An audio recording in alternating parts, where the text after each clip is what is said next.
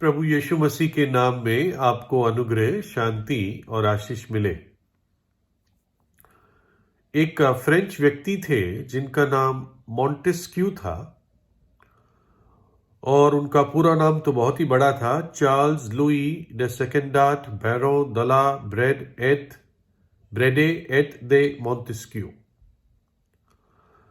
और ये अपने क्षेत्र में मशहूर थे। इनका जन्म 1689 1600 करीब 90 ईस्वी और 1755 ईस्वी में इनका देहांत हुआ, यानी हम बात कर रहे हैं करीब 1700 ईस्वी के आसपास की बात। और ये एक फ्रेंच राजनीति फिलोसोफर थे, यानी खुद राजनीति में भाग नहीं लेते थे लेकिन अपनी आइडियाज देते थे पॉलिटिक्स के बारे में, राजनीति के बारे में।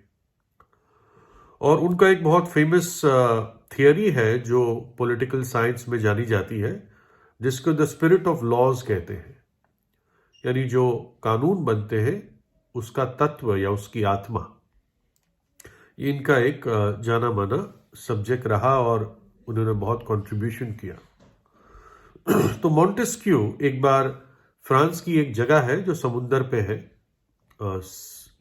दक्षिण फ्रांस में। उस जगह का नाम है मार्सेल्स। और मार्सेल्स जाके उन्होंने एक नाव को किराए पे लिया, जो इस नाव को चलाने वाला होता है, और घूम रहे थे वो समुंदर में। तो नाव में दो जवान थे जो नाव को चला रहे थे और मॉन्टेस्क्यू उनसे बातचीत कर रहे थे। तो बातचीत में पता चला कि ये दोनों नाव चलाने वाले नहीं हैं बुनियादी रूप से। ये बेसिकली चांदी में काम करने वाले लोग थे। जैसे सोनार होता है, ये चांदी में काम करने वाले व्यक्ति थे।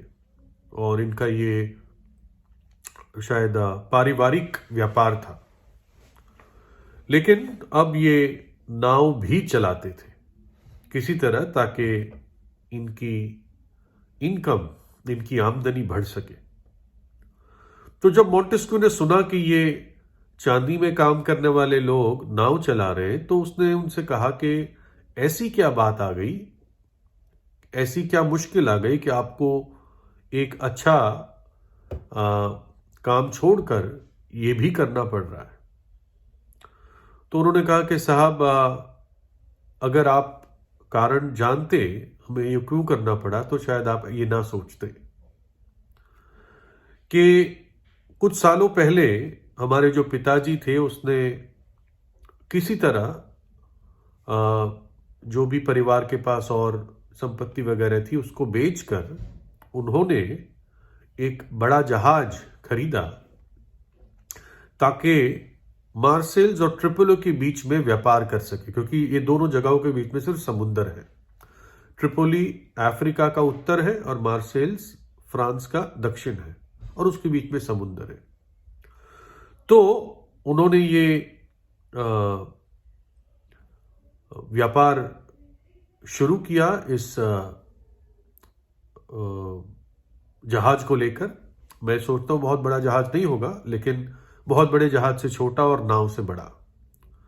तो ये कोस्ट ऑफ बारीबेरी, यानी बारीबेरी कोई जगह होगी आसपास, वहां पे और मार्सेल्स के बीच में ये कर रहे थे। ट्रिपोली में नहीं कर रहे थे, मैं बताऊंगा ट्रिपोली का जिक्र क्यों आया।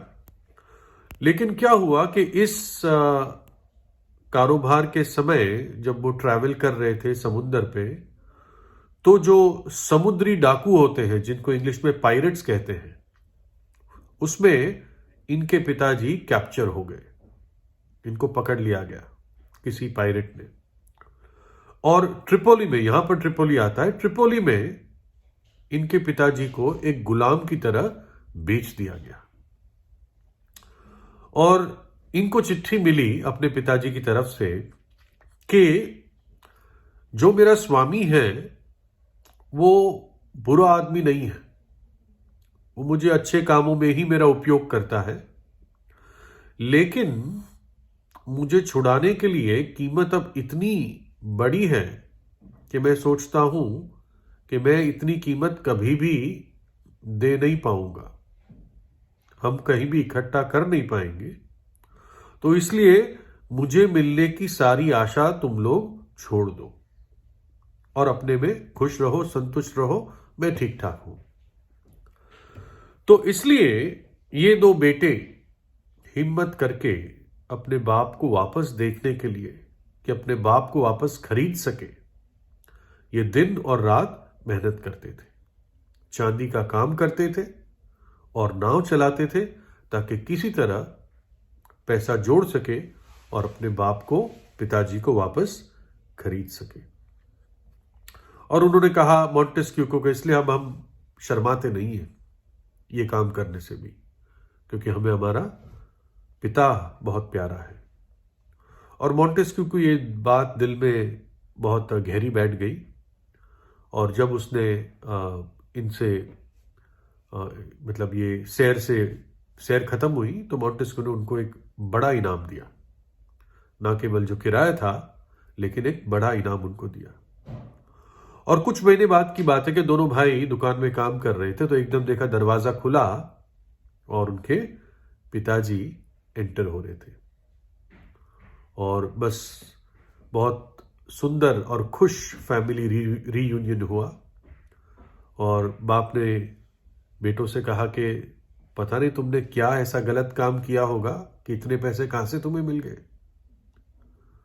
तो तब उन्होंने कहा हमने कुछ नहीं किया, बस हमें ऐसा लगता है कि एक व्यक्ति हमारे नाव पे आया था, और ना केवल उसने उस दिन हमें बड़ा रिवॉर्ड दिया, प्रतिफल दिया, लेकिन आपकी छुड़ौती के पीछे उसी का हाथ है। तो ये मॉन्टेस्क्यू ने एक बंधुए को, एक गुलाम को छुड़ाया कीमत देकर। और वो कोई ऐसा ऐरा गहरा व्यक्ति नहीं था, अच्छा खाता पीता, एक अच्छे परिवार से, एक चांदी का काम करने वाला, ट्रेडिंग करने वाला व्यक्ति था, लेकिन परिस्थितियों में वो एक बंधन में फंस गया और अपनी सामर्थ्य से निकल नहीं पा रहा था, और किसी और ताकतवर की जरूरत पड़ी, जिसने अपनी ताकत से और कीमत देकर उसे छुड़ाया। बाइबल कहती है, उनमें से कोई अपने भाई को किसी भांति छुड़ा नहीं सकता, और ना परमेश्वर को उनकी संगति प्रायश्चित में कुछ दे सकता है, क्योंकि उनके प्राण की छुड़ौती भारी है, वह अंत तक कभी ना चुका सकेंगे। कोई ऐसा नहीं जो सदैव जीवित रहे और कब्र को ना देखे। जैसे मॉन्टेस्क्यू ने उन दो जवानों के पिताजी को छुड़ाने के लिए कीमत दी, फिरौती दी, वैसे ही परमेश्वर ने मेरे और आपके लिए भी एक अद्भुत काम किया है। बाइबल बताती है कि जो कोई पाप करता है वो पाप का गुलाम है। मनुष्य पाप की अवस्था में ही पैदा होता है।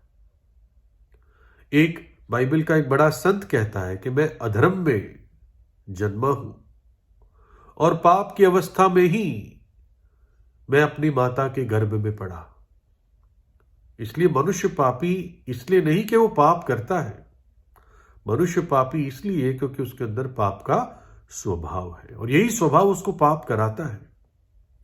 जो भलाई वो जानता है उसको कर नहीं पाता, जो बुराई वो जानता है उसको वो छोड़ नहीं पाता। अच्छा और भला दोनों जानता है, अच्छा और बुरा दोनों जानता है, लेकिन अच्छा कर नहीं पाता, बुरा छोड़ नहीं पाता। कारण क्योंकि मनुष्य पाप के दास्तव में है। और इसलिए प्रभु यीशु मसीह इस जगत में आया कि मनुष्य को वो आजादी दे, आत्मिक आजादी दे, स्वतंत्रता दे। प्रभु यीशु ने कहा तुम सत्य को जानोगे और सत्य तुम्हें आजाद करेगा। अगर परमेश्वर का पुत्र तुम्हें स्वतंत्र करेगा तो निश्चित रूप से स्वतंत्र हो जाओगे। और हमें उस पाप के बंधन से छुड़ाने के लिए प्रभु यीशु मसीह ने कलवरी के क्रूस पर अपना प्राण दिया। उसने अपना पवित्र लहू मुझे और आपको छुड़ाने के लिए बहा दिया, पाप की सामर्थ से और पाप की सजा से। उसका लहू ही वो फिरौती थी जो हमारे प्राणों के प्रायश्चित के लिए बहाया गया।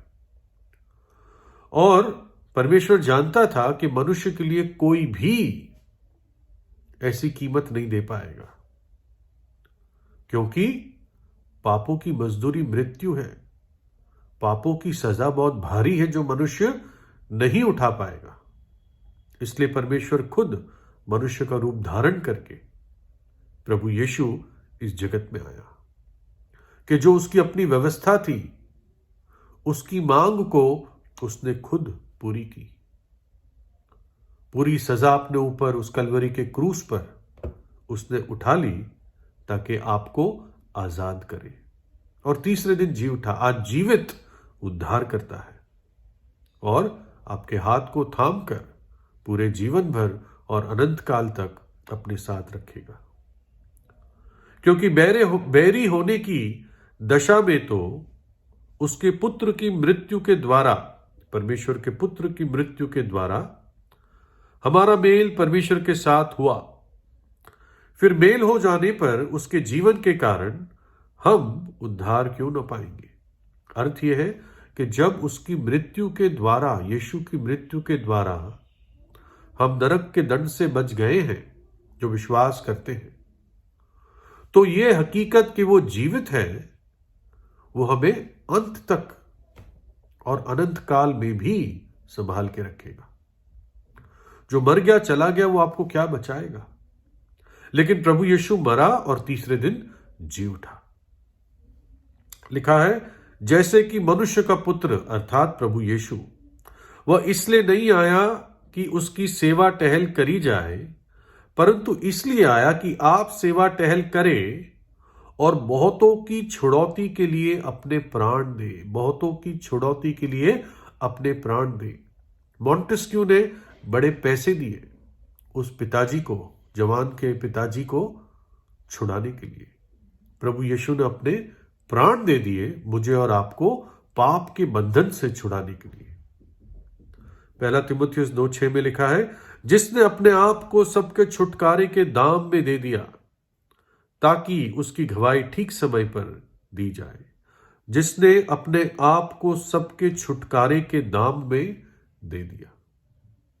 तो इसलिए एक पापी जब पश्चाताप करता है, विश्वास करता है, तो प्रभु यीशु उसको वास्तविक रूप से छुटकारा देता है, उसको वो आजादी देता है। आज ही प्रभु यीशु से प्रार्थना कीजिए, अपने पापों से पश्चाताप कीजिए। प्रभु यीशु का लहू हमें सब पापों से शुद्ध करता है। प्रभु यीशु आपको आशीष दे।